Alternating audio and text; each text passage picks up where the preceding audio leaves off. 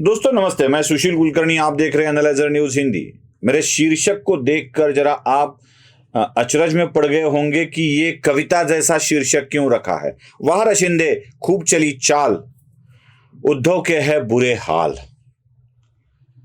अब आपके दिमाग में चल रहा होगा कि भारतीय जनता पार्टी और शिवसेना के बीच में इतना विवाद उत्पन्न हो गया है कि लग रहा है और ये कहा भी जा रहा है कि ये सरकार का भवितव्य ज्यादा नहीं है।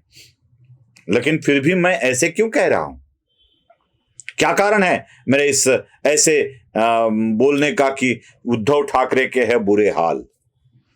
दोस्तों, ये वीडियो कर कर मैं उद्धव ठाकरे को चर्चा में ला रहा हूं, ऐसा मुझे लग रहा है।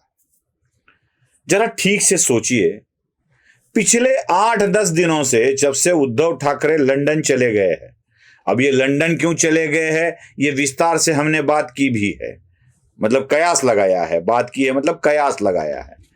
न जाने कितने मैटर सामने आ रहे हैं। वो कोई व्यक्ति था जिसके ऊपर चतुर्वेदी नाम का, जिसके अनेक आस्थापनाओं पर ईडी सीबीआई की रेड हो रही है, इनकम टैक्स की रेड हो रही है।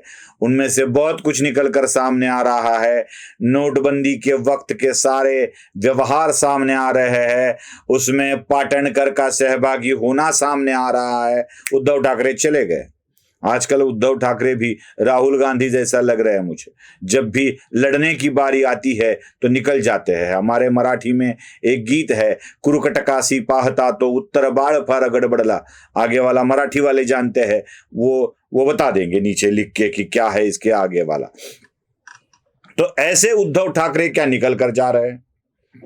आप 10 दिन से सोचिए, क्या उद्धव ठाकरे का नाम भी आया है मीडिया में? आया है? नहीं ना। क्यों नहीं आया है? मैं जब भी देखता था, टीवी हो या पेपर हो, एक ही बात चलती थी, उद्धव ठाकरे वर्सेस देवेंद्र फडणवीस। देवेंद्र फडणवीस पर उद्धव ने वार किया, उद्धव पर देवेंद्र ने वार किया, उद्धव ठाकरे देवेंद्र फडणवीस, उद्धव ठाकरे देवेंद्र फडणवीस। फिर थोड़ा मामला आगे गया, उद्धव ठाकरे के वार करने के लिए और एक व्यक्ति आ गए जिनका नाम है एकनाथ शिंदे। एकनाथ शिंदे पर उद्धव ठाकरे वार करते थे, गद्दार कहते थे, शिंदे की जगह मिंदे कहते थे, और ये भी उद्धव ठाकरे को बड़ा साहब ठाकरे के सपनों को गला घोटने वाला कहते थे। जो भी चर्चा होती थी वो उद्धव ठाकरे सेंट्रिक होती थी। मतलब चाहे कोई और हो, उद्धव ने शिंदे पर वार किया, उद्धव ने देवेंद्र पर वार किया, उद्धव ने शरद पवार से मुलाकात की, पवार ने उद्धव से मुलाकात की, नाना पटोले ने उद्धव को खरी खोटी सुनाई, उद्धव ने नाना पटोले को सुनाया। महाविकास आघाड़ी होगी क्या? क्या उद्धव ठाकरे होंगे नेता? यही बातें चलती थी। 10 दिनों से उद्धव ठाकरे का नाम गायब है। अब क्या चल रहा है मीडिया में? एकनाथ शिंदे और देवेंद्र फडणवीस के बीच में जमती है या नहीं जमती है? एकनाथ ने किया देवेंद्र पर वार, एडवर्टाइजमेंट दे दिया, विज्ञापन दे दिया। देवेंद्र चुप रहे, देवेंद्र ने कुछ भी नहीं कहा, मतलब कुछ तो खल रहा है। फिर बोंडे ने कहा एकनाथ शिंदे, मतलब ये क्या कुछ किसी प्राणी का नाम दे दिया। फिर यहां से कोई उठा, उन्होंने बोंडे को खरी खोटी सुना दी। किसी ने कहा हम भारतीय जनता पार्टी के साथ है इसलिए भारतीय जनता पार्टी सत्ता में है। किसी ने कहा हम 105 है, आपको समर्थन दिया है इसलिए आपका मुख्यमंत्री है। अब मीडिया में एक ही बात चल रही है, देवेंद्र फडणवीस एकनाथ शिंदे, देवेंद्र फडणवीस एकनाथ शिंदे। मुझे लगता है इस विज्ञापन से एकनाथ शिंदे यही करना चाहते थे। उड़ा दिया, उद्धव ठाकरे को चर्चा से बाहर कर दिया।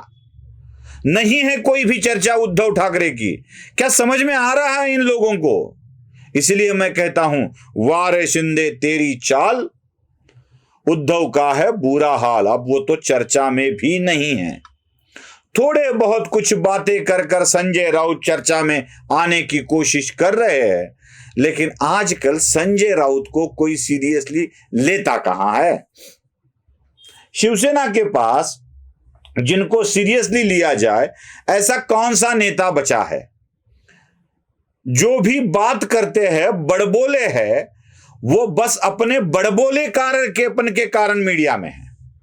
बस कुछ ना कुछ तो बोलते रहते हैं, किसी ना किसी के ऊपर कुछ अश्लाघ्य टिप्पणी करते रहते हैं, कुछ ऐसी बातें बोलते हैं जो कि नहीं बोलनी चाहिए, और मीडिया दिखा देता है इन्होंने ऐसा बोला, इन्होंने ऐसा बोला, इन्होंने वैसा बोला। अपने बड़बोले और गंदे शब्दों के कारण जो चर्चा में रहते हैं वही चर्चा में है। बाकी संजय राउत तो वो मयूर शिंदे वाले मामले के कारण और क्लच में आ गए।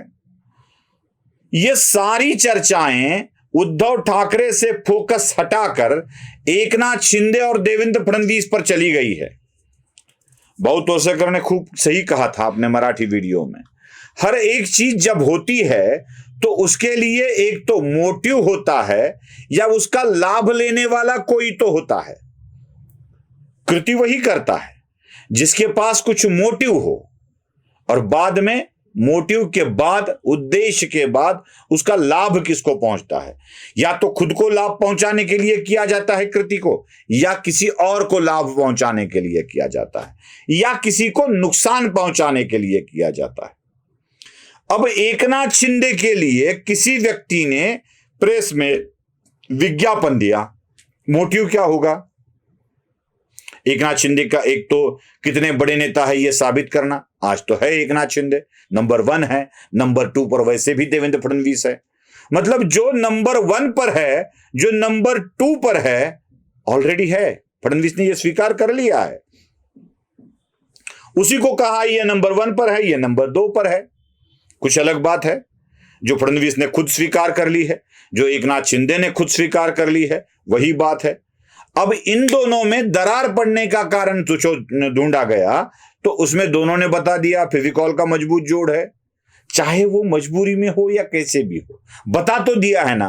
मतलब आज तो वो बोल पड़े हैं कि हम फेविकॉल का मजबूत जोड़ है। अब जोड़ है तो है, 1 नंबर है तो है, 2 नंबर है तो है, जोड़ है तो है, इकट्ठा है, सरकार गिरने वाली नहीं है। मतलब ये मोटिव नहीं होगा। अब मोटिव क्या होगा कि चर्चा शुरू हो जाए। अब चर्चा कौन सी? चर्चा यही है कि एकनाथ शिंदे और देवेंद्र फडणवीस। चर्चा यह है क्या एकनाथ शिंदे और उद्धव ठाकरे, देवेंद्र फडणवीस और उद्धव ठाकरे? चर्चा में भी नहीं है, कहीं पर नहीं है। उद्धव ठाकरे के पर से फोकस हटाने का खेल खेला गया, और यह खेल पूरी तरह से यशस्वी हो चुका है। यही बताने के लिए ये बातें मैं आज आपके सामने रख रहा हूं। पसंद आई हो तो लाइक कीजिए, शेयर कीजिए, सब्सक्राइब कीजिए। धन्यवाद।